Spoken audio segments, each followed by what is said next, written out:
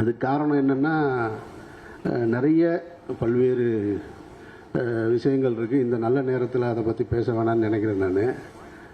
ஆனால் இந்த திரைப்படத்திற்கு முதல் முறையாக நான் மாறி கூட 2-3 இடத்துக்கு வெளியில் போக வேண்டிய சூழல் ஏற்பட்டது. அதுக்கு காரணம் என்ன அப்படின்னா, முதல்ல இங்கே நீங்கள் ப்ரெஸ்ஸும் இங்கே பார்க்கும்போதும் கூப்பிட்டாரு. இல்லை சார் நான் வரல சார், நான் அங்கெல்லாம் வர்ற ஐடியாவில் இல்லை, பொதுவாக போக மாட்டேன் நான் அப்படின்னு.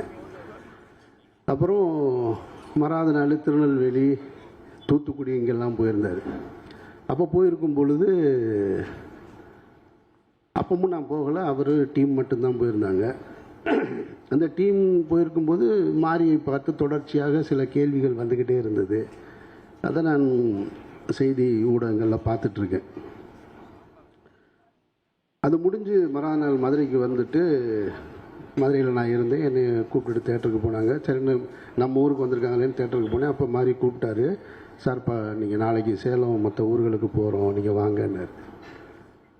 நான் வர்றேன்னு சொல்லி ஒத்துக்கிட்டேன். அதுக்கு காரணம் என்னென்னா, இந்த திருநெல்வேலி தூத்துக்குடி அந்த இடத்துல பத்திரிகையாளர் சந்திப்பில் பத்திரிகையாளர்கள் மாரி என்கின்ற இயக்குனருக்கு கொடுத்த ஒரு நெருக்கடி தான் எனக்கு நான் அவரோடு போகணும்னு தோணுச்சு.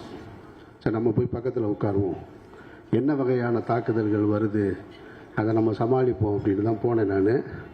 ஆனால் நான் வந்த இடத்துல அது நடக்கலை. நடந்திருந்தால் நிச்சயமாக நான் அந்த இடத்துல மாறி பாதுகாத்திருப்பேன். அதில் எந்த மாற்று கருத்தும் கிடையாது. எனக்கு என்னென்னா, அந்த பத்திரிகையாளர்கள் ஒரு கேள்வியை திரும்ப திரும்ப மாறிக்கிட்ட கேட்குறாங்க, நீங்கள் ஏன் இந்த மாதிரி படம் எடுக்கிறீங்க, ஏன் இந்த மாதிரி படம் எடுக்கிறீங்க, நீங்கள் சமூகத்துக்குள்ளே ஒரு பிரச்சனையை உண்டு பண்ணணும்னு நினைக்கிறீங்கன்றாங்க. இது எவ்வளவு அபத்தமான ஒரு கேள்வியாக இருந்ததுன்னு நான் பார்த்தேன். நான் கண்ணுக்கு தெரியாத சாமி, இல்லாத பேய், இது ரெண்டை பற்றி இங்கே நிறைய சினிமா வந்து வெற்றி அடைஞ்சிக்கிட்டே இருக்குது. சாமியை யாரும் பார்த்ததும் கிடையாது, அதை பற்றி படம் எடுத்தால் கொண்டாடுறாங்க. பேய் அது இல்லவே இல்லை. ஏன்னா பேயை விட மனுஷன் ரொம்ப மோசம்னு நான் நினைக்கிறது.